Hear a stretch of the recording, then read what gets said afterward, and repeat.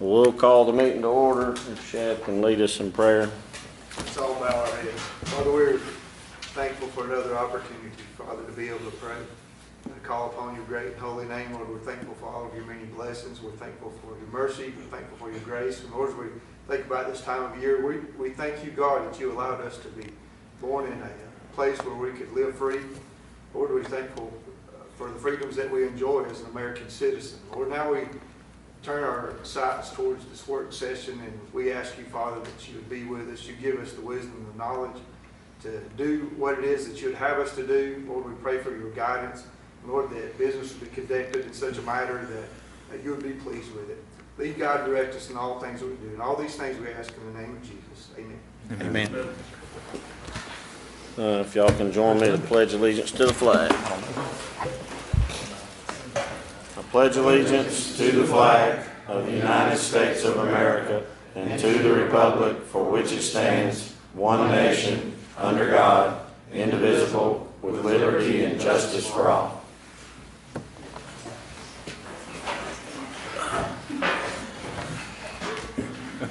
As for the agenda, we need to add under old business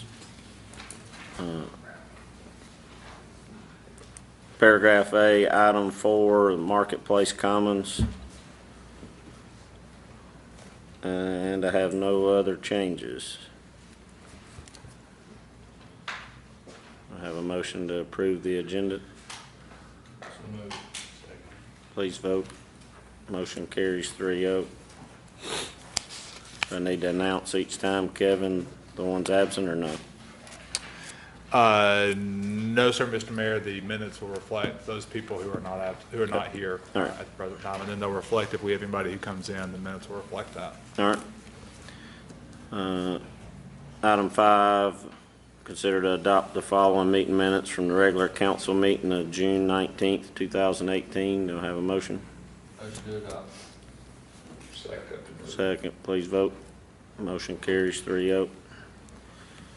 Acknowledgements, there are none. Old business, item A, planning and zoning, amendment to zoning ordinance, the PUD category.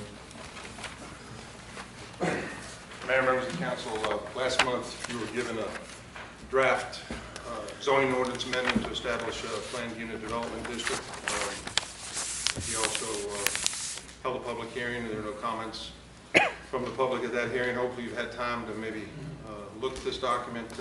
I've asked Jerry Whites, our consultant, to drafted the ordinance to come be with us again, and hopefully between Jerry and myself we can answer any questions you might have or address any comments that you might have. Any discussion?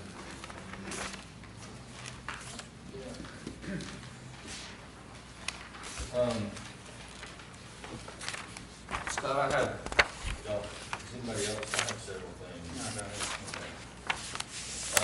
Y'all got a copy, you follow along with me. We do.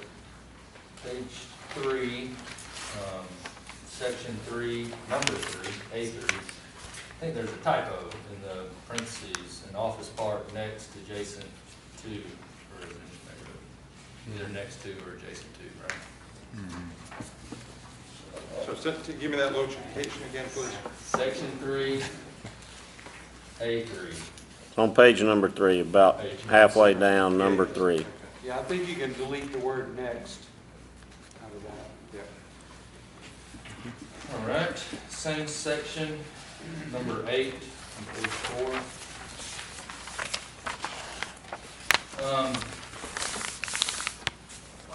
Not sure if lowering housing costs was what we're looking for. And reasons and intentions of doing the PUD. I thought it might should say, you know, this part encouraging clustering that would thereby lower development impact on land by reserving more natural surroundings. If lowering housing costs is the intention, maybe you can speak to Or state that somewhere? number 8. That, yeah, but outside At of the that, top of that page would pay 4. attention. I realize that, but does that state anywhere that would be intention outside of that, the open house? Well, it's Or in the just- section for the PUD zoning district established for the following purposes and intentions. I'm not sure that's one of the intentions we're looking for. Right. Am I wrong? Yeah, I can speak to that. Okay. If you cluster the utilities and streets, you're lowering the development costs. Right. That much, I think everybody agrees to. And then by implication, if the development costs are lower, then housing costs are likely to be lower because the cost of land is less. But with that said, if you don't want to say that, you can just simply say, and thereby lower development costs and leave housing out. Because it is an implication that's not proven per se. I would leave that out. Given two different ways of development, but you're not gonna be able to prove, well, this did lower it by this amount because you're not building it two different ways. I guess I'm just, Do you have a negative connotation to that, maybe, of the lowering the housing costs? that's kind of what I'm thinking is if we're saying our intention is to lower house costs, I don't know Yeah. if that's. So delete and housing out of it and just leave it to say lower development costs? I think, yeah, I think. Do you want to add what you said earlier, Christopher, about the development impacts? Well, I don't know. I mean, what do y'all think? I think, when I think of clustering homes, I like that development style. But I always think of it as a way to reserve land, its natural settings, to lower the footprint of the actual development. But, you see what I'm saying? So instead of having 100 lots on 100 acres, having 100 lots on 50 acres, but having 50 acres open. For instance. You could stop it after and streets and just leave out thereby lower development and housing costs. Yeah, 'cause You're take all shrinking that, the footprint. remove that entire last portion of that. But you don't have to reference either.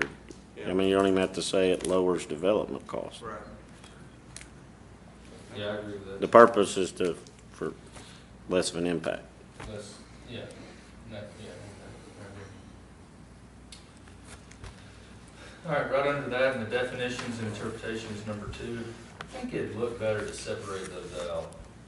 Mixed use, vertical use, and horizontal mixed use. I think it'd be a little more clear. Okay, good. Any problems with any of with the definitions of those? You just want to separate them? No, I thought that was.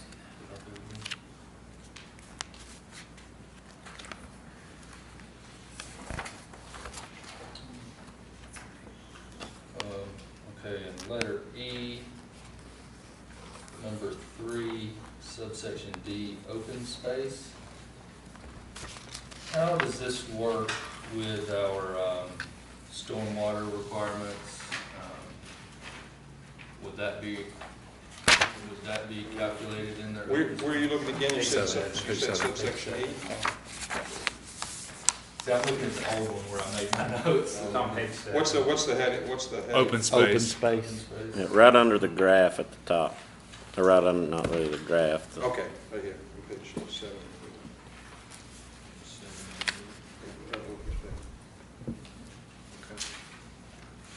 Say that again now.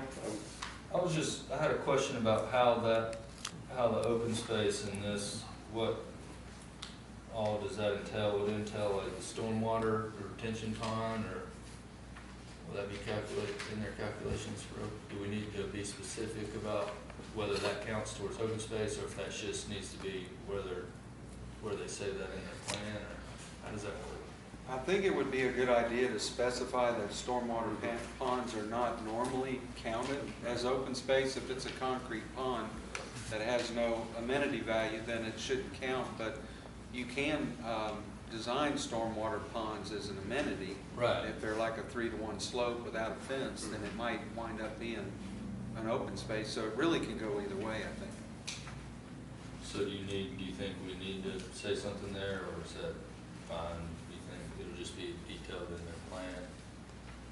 I just wouldn't want somebody to say, this is our detention area, oh, and it's 5% of the total, you know what I'm saying? Say, this is our open space. I don't know that is there a definition of open space in the zoning ordinance proper, do you think? There is. Okay, then that would govern it. Yeah, there's a provision earlier in this section, I think, that talks about, you know, your site development codes still apply. Well, I think, again, we'd make the argument if they tried to do something like that, as Jerry said, if there's something like concrete pond, you know, with fencing and not proper slopes, we're gonna say that's not gonna qualify as open. Why don't we just put it in the PUD, and that way there's no arguing it? You know, if it's in there, So concrete stormwater ponds will not count as open space. right.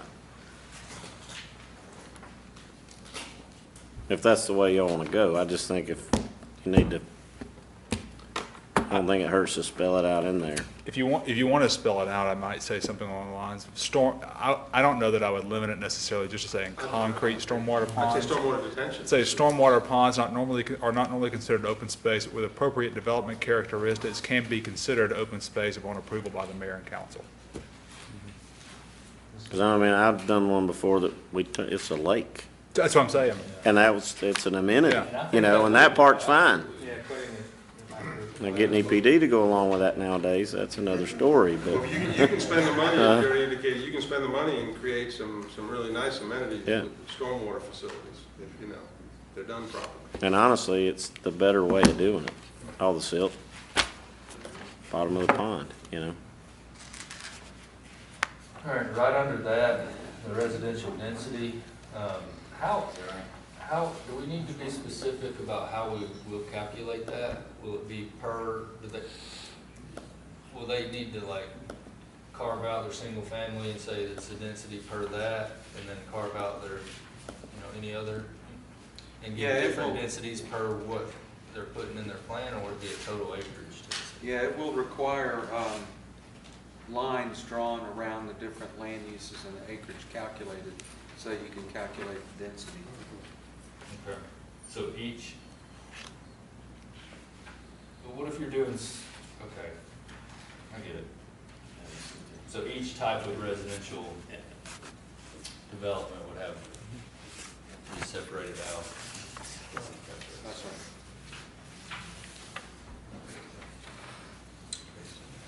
All right,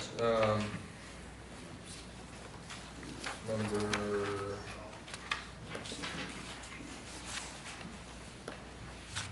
right above the guidelines,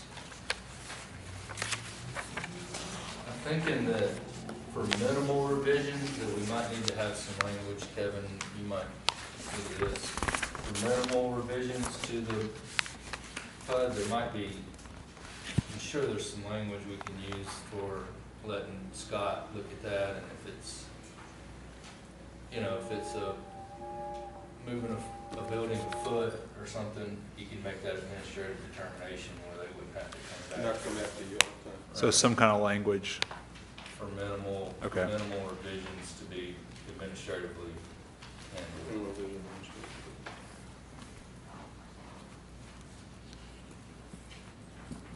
Where do you draw the line on minimal, though? Yeah, I know. I think it'd be up to Scott if he didn't feel comfortable that it was within the intent.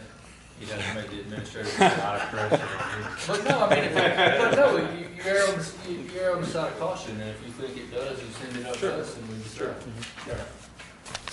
And if you're not sure, you call Christopher. Yeah. Unless Emery's represent them. And you have to be nominated. Is Christopher even gonna get to vote on the PUD?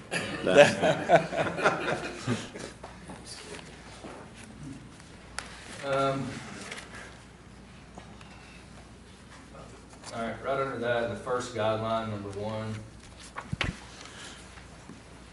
Wasn't sure what maybe this is a question of new urbanism and traditional neighborhood development, what those are. Maybe is that a little vague, maybe?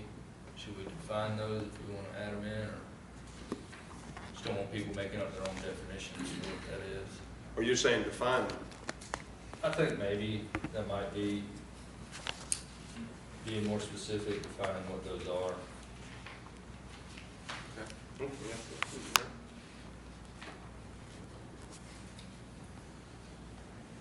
For number 2,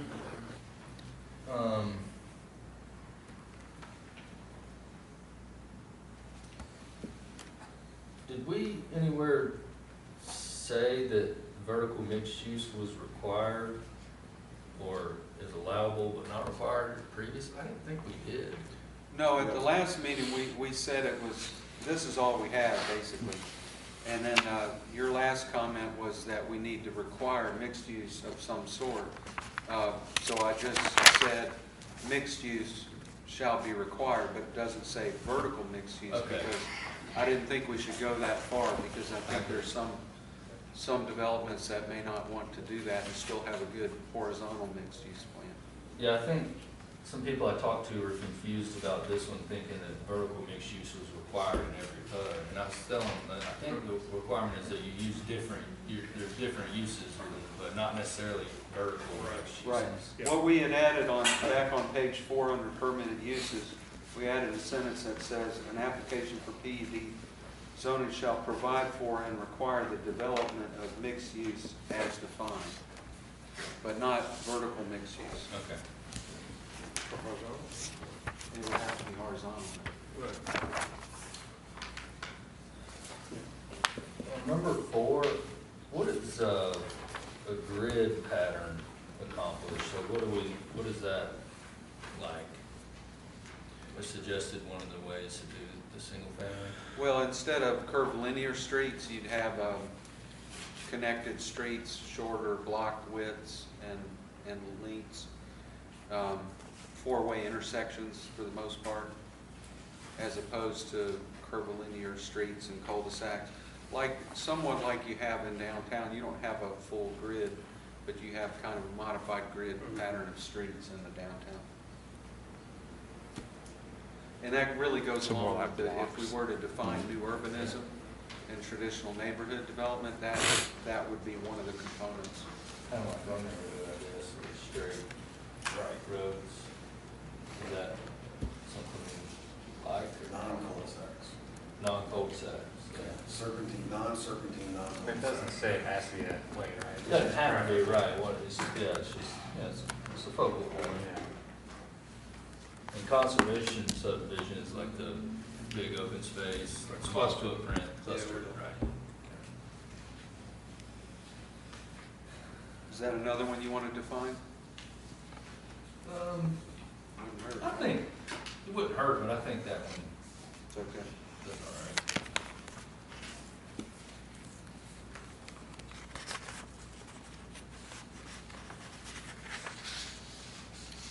I think we need to add at the bottom of number 5 that while 6,000, somehow say that while 6,000 would be the minimum for single family, that I'd like to encourage different size lots and different size houses and more of a mixed use of single family. Don't y'all agree that so all the single family wouldn't be the same size, that might have some estate type lots? Yeah, but this is just saying they can't be smaller than 6,000. You're wanting verbiage But to what encourage. just to encourage a variety of lot size, house type. Because my experience is a lot of times when they see these numbers, they try to squeeze them all right up to that. And it wouldn't be a have to, it'd be an encouragement to look at topography and, Sarah, what do y'all think?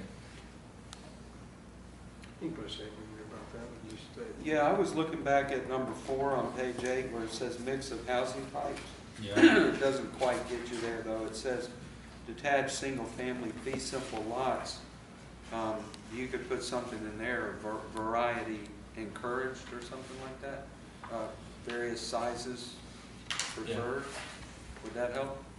I just thought it'd be a good idea to, hopefully somebody would see that might look cool to have some 6,000s here, some 10,000s here, some 25,000s here, with some 4,000 square feet houses and 1,800 square foot houses. Instead of just trying to fit as many 6,000s as they could.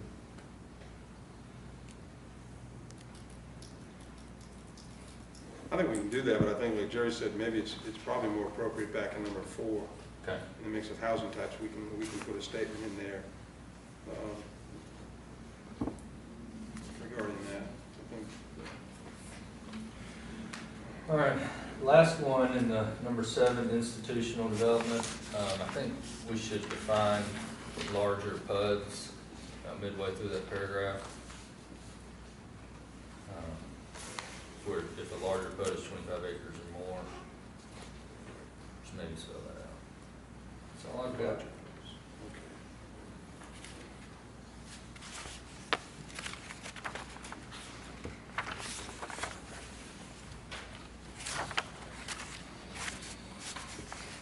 What number do you think was appropriate for 25 acres? Well, it talks about 25 acres or more at the beginning of the sentence. Yeah. Where does it say larger PUDs? 4th line from the bottom. Okay, gotcha.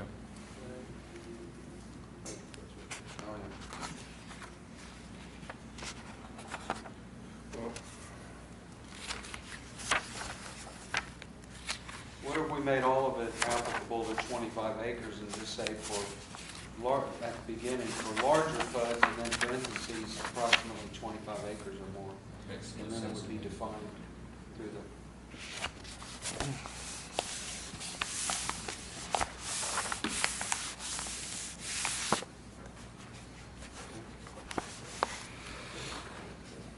Thank you, guys. Bear with me. Jason or Lewis, any comments or?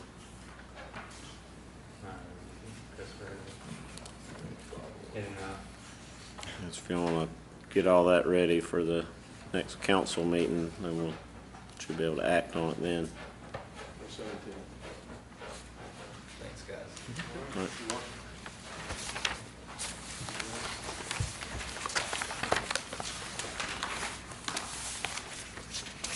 Next on the agenda is the sign ordinance discussion. You talking about that? I'll be happy to.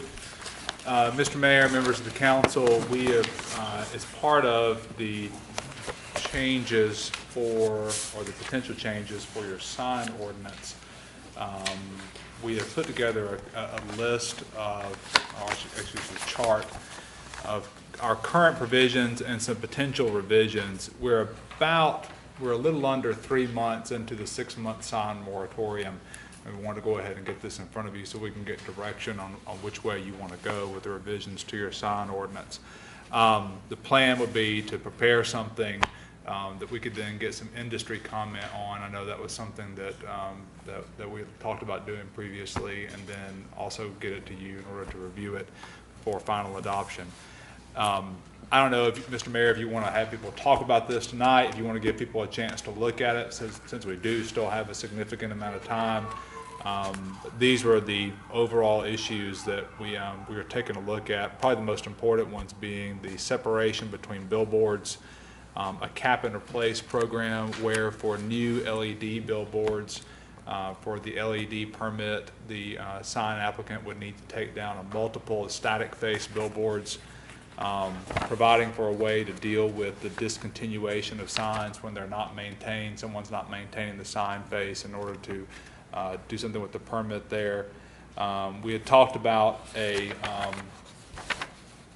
something of almost like a bounty on signs that do not comply with our current sign ordinance, but yet the sign permit was issued and it's going to be valid as long as the sign stays in place.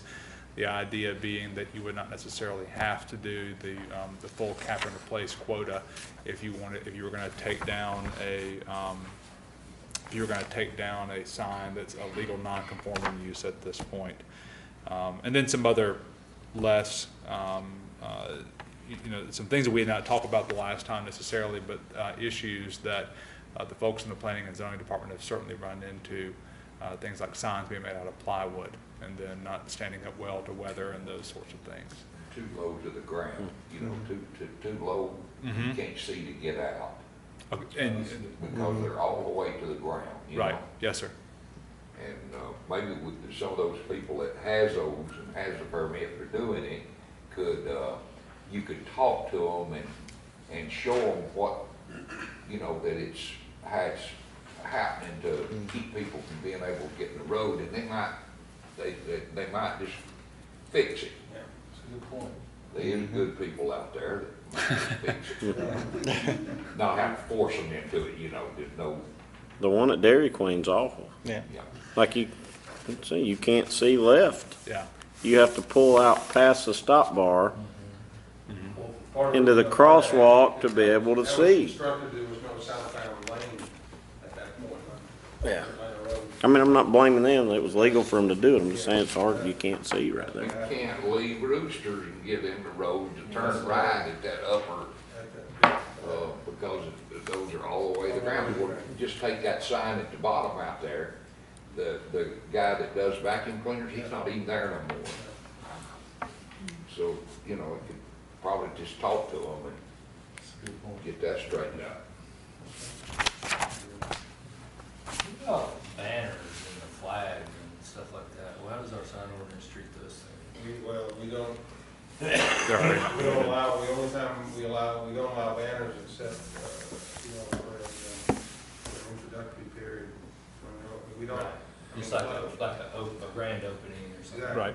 Other than that, the banners, we've had our code enforcement Good. guy doing a lot of cleanup on that, on the banners. Done a lot of cleanup on the waving The flag, signs. I know he's really cracked down on those. So this is getting kind of up That's to it. date with billboard. Well, you know, if a person's got a special, promotion that they're, you know, going to put on maybe a certain length of time, they can put the banners up for a certain length of time. We give them 30 days. See what I mean? Yeah. You know, that's plenty. But it is, I think our ordinance is lenient, is a lenient ordinance. I mean, we've got a lot of signage in the city and versus other areas. I think it would bring it up to speed, especially with this cap and replace program. We can probably reduce some of the overall number of the billboard signs in the city. I know one of the owners, Morgan Hudgens, he's a proponent of this He is. cap and He is. replace. He's a billboard guy. That's He owns right. them all around the state, Yeah. so I think it's a good thing too. And I think he would tell you that we're a little more lenient than other areas. More than a little. I mean, that's what he's even said that. That's why we have so many. And we even have locations now with that, this right now, our 500-foot separation.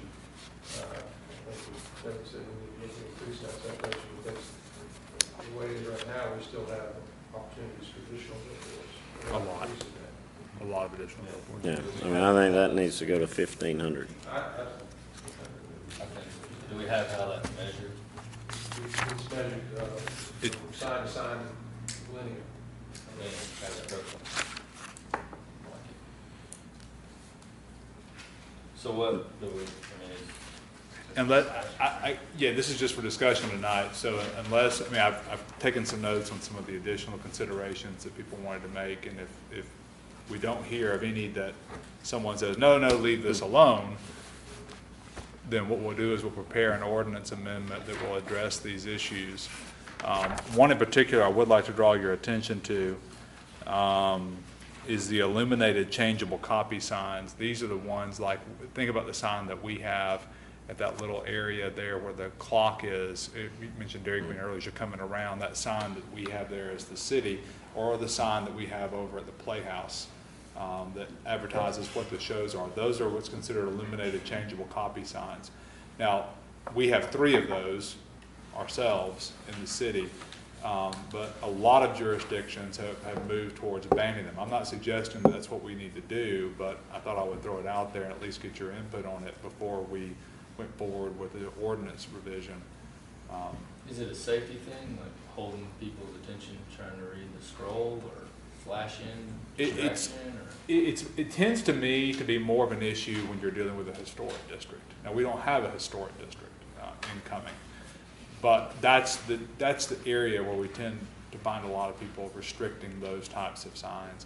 I don't know that it's any more of a safety issue than the LED signs that are changing. People slowing down, waiting for the sign to come back around they wanted to see again or something like that. But it is something that a lot of people have moved towards restricting. I know there's people that hate them, but it's kind of weird to say you can't have them when you have 3. How do they fall in the permit process? Same as a billboard or no? How do you mean, Mr. Mayor, in terms of? Like, is it considered a billboard? No, not necessarily. Those can be monument signs. If you think about the one down at Citizens Bank, they have one, it's part of their monument, but it has that bar underneath it. And you know, obviously the ones that are in place, they're in place. We're not doing anything to those, but the question is new ones. If we want That to. fall into even on monument signs where they've got the time and temperature. Mm-hmm. Wouldn't you, if you? It could absolutely apply to that. If it's changing. I don't have no problem with them myself. I don't either. Okay. I don't notice signs. Yeah, I just I don't know either. people that raise all kinds of hand about signs. Well, then that one we will not. Well, we changed it.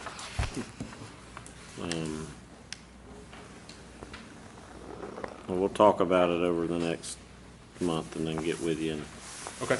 I'll talk to you, Scott, and kind of start getting something drafted up, and then we can go at it from there. Okay. Once we draft it, then we'll discuss it again, you know, instead of trying to direct everything at this point. Okay, sounds good. Next is an amendment to the alcohol beverages ordinance. This is a very short, straightforward amendment. This changes the requirement, Mr. Mayor, under our alcohol ordinance, where people were required previously to provide a Social Security card. We're only asking them to provide a Social Security number. Just in case anybody's curious, the reason we do need a Social Security number is because when criminal background checks are run, it's one of the ways we can make sure we know we're talking about the right person. So we do need to continue to get that information, but a lot of times people don't have their cards or they're locked up in their safe. That's where mine happens to be right now. And a lot of times people don't know where they are, but by golly, they've got that number memorized, and we can then use that as opposed to having them produce a card. It's been a real, it's been a problem at times where people come up here and then, I got my number. Well, you gotta have the card, that's what it says. So then they have to go home, get it, come back, or they've lost it. They gotta go through that whole process, and it's just really not real customer friendly, you know? They haven't been to get their driver's license lately, have they? No. Carry the card if they go. Yeah, you gotta get a blood sample. I got mine last time. I didn't have to give them my card. You didn't? Because I've lost mine. I don't know where it is. But I got my license. I don't remember what I took them, but. Any other discussion on that? I'll make a motion to approve the change to the alcohol ordinance. Second. Please vote. Motion carries 3-0. Next is Marketplace Commons. We've got a letter. I don't think it's in here, Phil. I think Yeah, I has it. got copies of it. And this is what we talked about before, where we'd made an agreement with them, Yeah, they're right back. and they'll be maintaining their, When he sent me, I read it, he but got it from you. they'll be maintaining their right-of-way for a period of 10 years, and in return, we will write them a check back for their service fees. And it's been approved by their HOA. So I would ask for a motion to, so we can, Well, are we gonna check to be sure that they're keeping them the way we? yes, at the end of 10 years, we'll go out there, and if any repairs need to be done in the right-of-way, they'll be responsible for doing that before turning that right-of-way back over to us as far as the maintenance of it. Are they getting all the money we give them back from the HOA, or? Yes, Well, it goes to their HOA, so now what they do with that, at that point, I couldn't tell you. That'd be their decision. We had that earmark where it's not coming out of its wedding. Correct, it's earmarked for that subdivision, it's the only way you could do it. Right. So, I'm saying, it wasn't put anywhere with any. Correct. Yeah. Wasn't used in any sort of budget. Correct. Yep. So any other questions or discussion?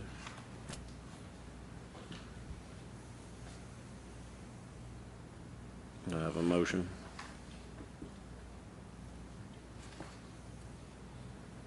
So we need a motion to just accept this? Yeah, to execute the agreement. Authorize the mayor to Cut them a execute. check. I'll make a motion to. Motion by Christopher, second by Lewis. Please vote. Oh. Jason. I'm sorry. That's okay. I looked at him, he shaved, and that's got me all messed up. No. He came in my office for the meeting. I kept looking, I'm like, what is different? And then it finally hit me after about 5 minutes. So we may have voted while I was talking, so if y'all would vote again. Motion carries 3-0.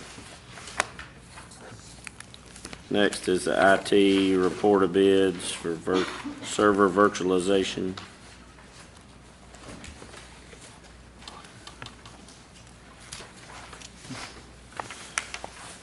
You, Mayor, members, of City Council, I've got 3 bids to present to you guys tonight.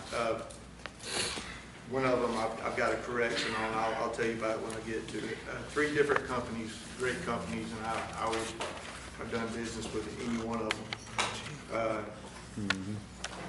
First one was iVision. It was $305,124.47. CDWG, which is a company we do business with quite a bit, was $223,651.37, and Serene IT was $139,866.73.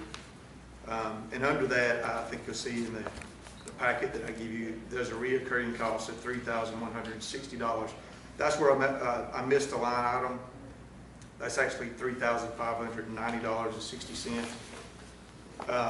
What that is that's a 1-year support / management component that they have offered us to help us kind of transition from a virtualized environment, which is I'm not familiar with. They're going to help us along with that management of it for a year until we're used to it, and then we'll kind of take it over from there, which I really did like.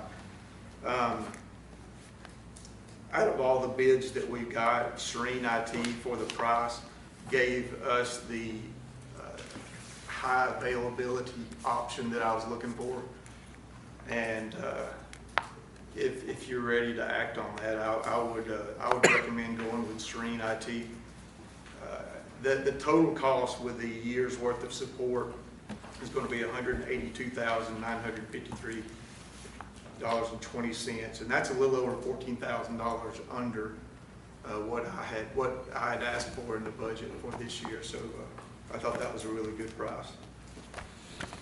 And now are you, so the recurring, that's only for 1 year? That's a 1-year contract, yes. And you're comfortable that in that 1 year's time frame, you'll be up to speed? And I feel like I would be, yes.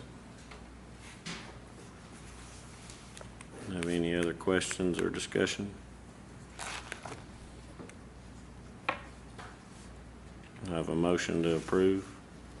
Make a motion to approve. I'll second it. Please vote. Motion carries 3-0. Thank you, Shad. Thank you so much. That's Serene IT. Serene IT, yes, sir. Next is new business. Number 1, reappointment of GMRC Private Sector Representative Robert Long. Mr. Mayor, members of council, we got this notification by the GMRC earlier in the month of June, and it's that time again where we have to reappoint the public sector, or excuse me, the private sector representative. And Robert Long, who has been the representative for the past several years, has agreed to do it again if we so choose to reappoint him. So that's what we're asking tonight, is do we want to reappoint Mr. Long to that post. Jason, you started that one? I've been, yeah, I made it to one. I didn't make it to this past one just because I've been out of town in Savannah. Good. Christopher said he wants it back next year. It's tough. I missed the one up in Hiawassee last week, or wherever, somewhere that way. It's not close. We got any other discussion? Make a motion to reappoint Robert Long. I'll second. Second, please vote. Motion carries 3-0. Next is SPLOST 8.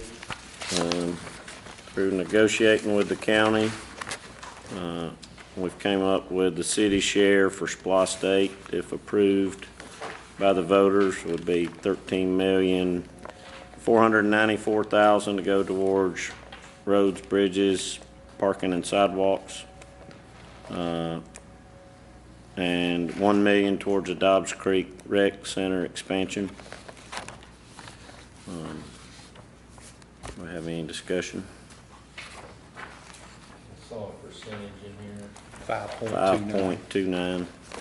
Don't we know our M and O too while we're talking about it? The man to talk to sitting behind you. Well, that's a fact, we do need our M and O. And then there's veteran memorial that we put in for. Well, the Veterans Memorial, in my discussions with them, they're putting $500,000 towards some sort of Veterans Memorial, and they're part of the SPLOST. And then if the city does something and the county's interested in doing it jointly, then they could steer that money towards a combined project. But as it stands now, that $500,000's in the county's projects.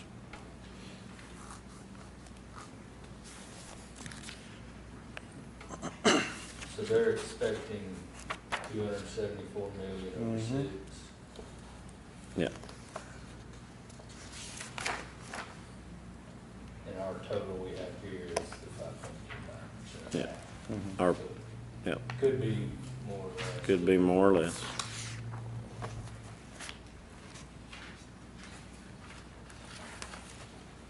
Where does this rank among? This percentage is less, but it's 2 million more than the city received in SPLOST 7. SPLOST 7 was 12.5 million total. This Which is, was 10.5 million on roads and 2 million for park and rec. this is 14.494.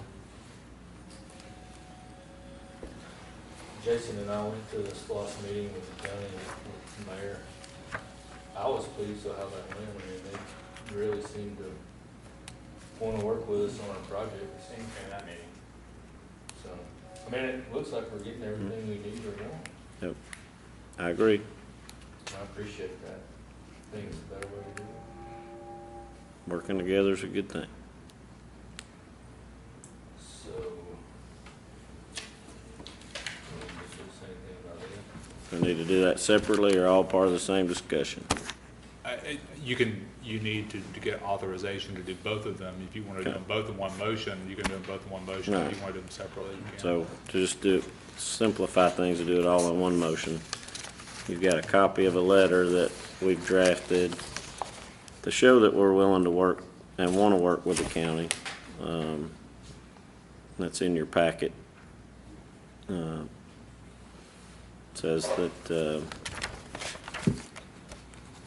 per the 2012 water agreement, the city agrees not to oppose requests by the county on water stuff, but it also goes on to say that we will work with them in the future on any projects that are beneficial to both of us and our residents, and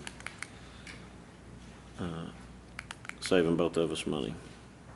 And that could be like returning water to the lake, to where we could share in a, if it's where we can share on a line to go back into the lake, that both of us are using. Why put two lines into the lake when you can do one? It saves us both money. And there could be other things that come up, water lines or anything else.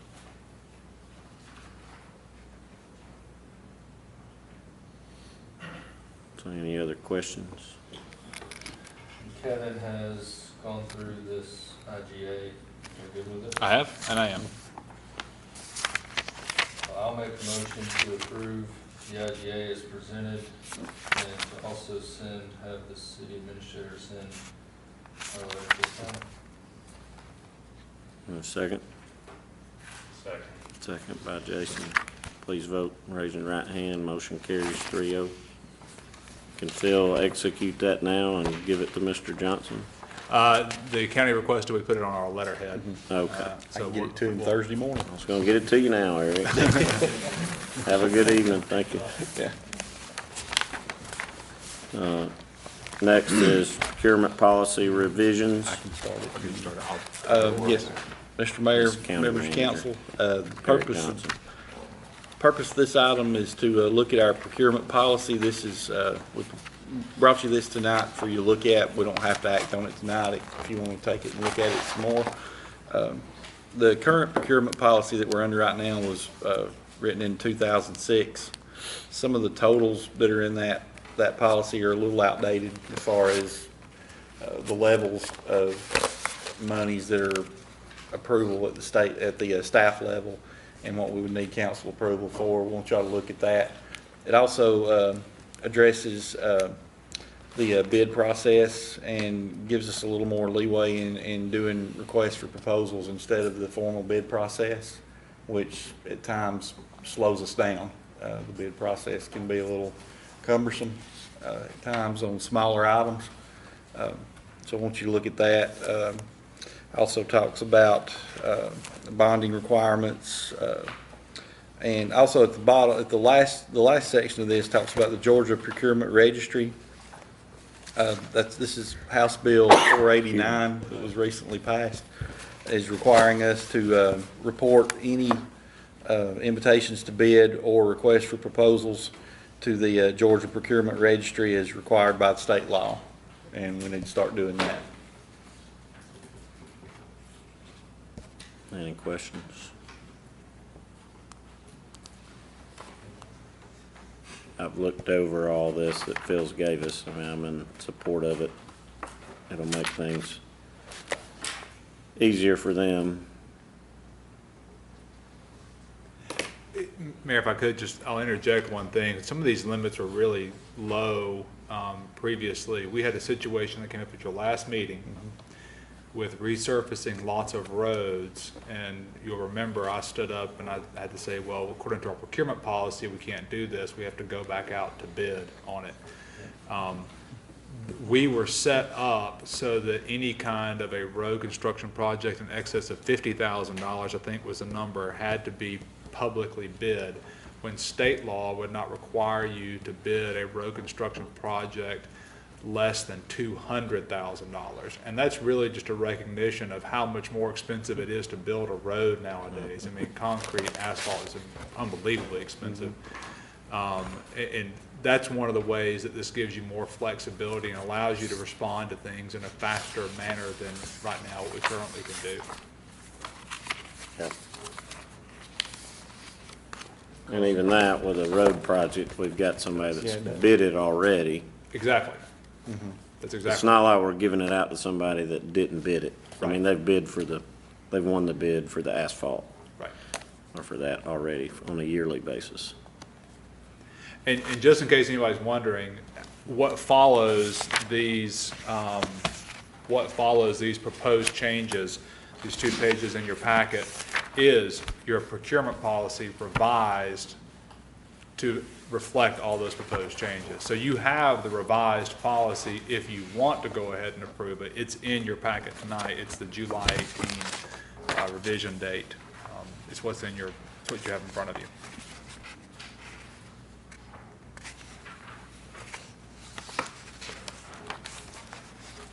Any questions?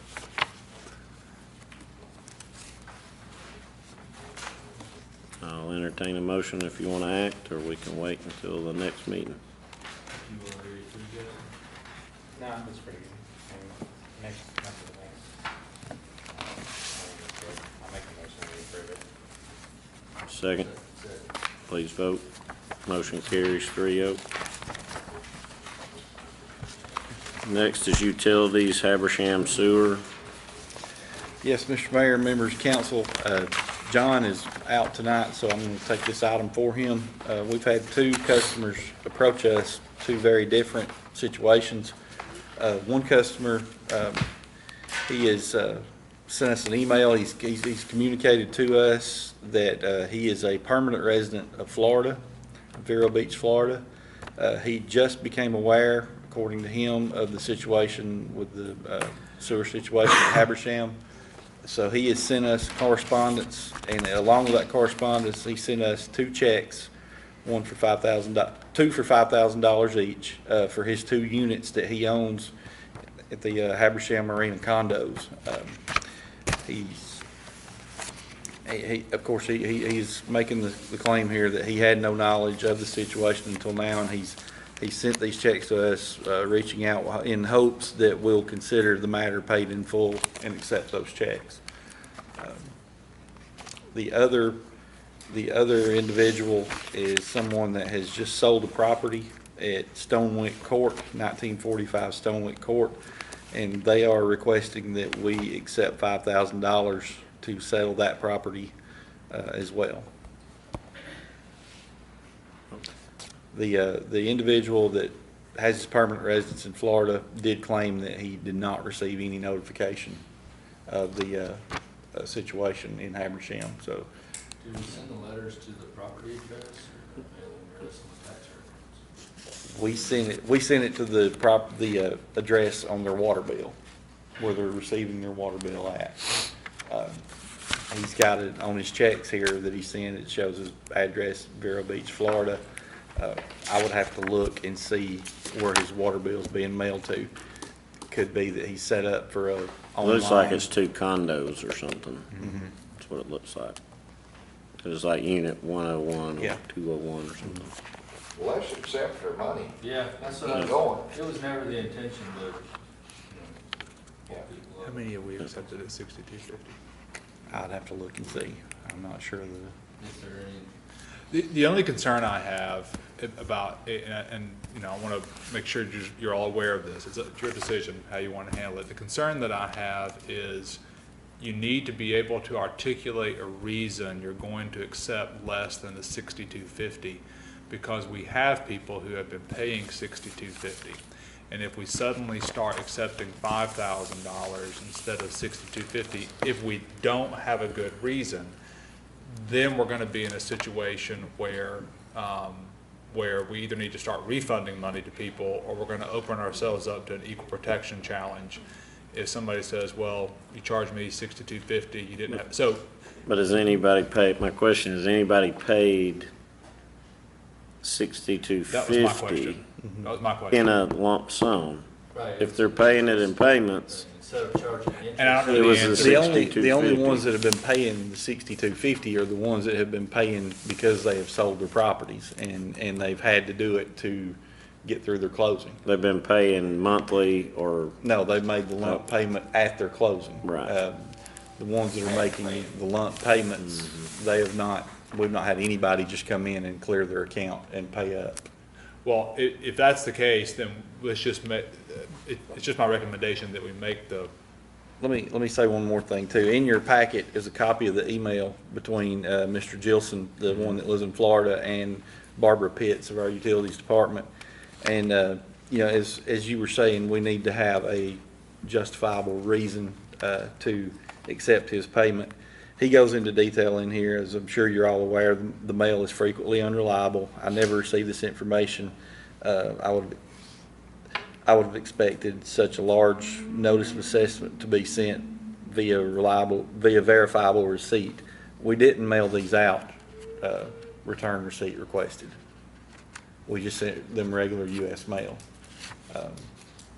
Yeah, whether he did or he did not receive it, one can never know, but, you know, it does seem plausible that, you know, him being out of state, he may have slipped through seems the like cracks. some months ago though, we accepted 5,000 on.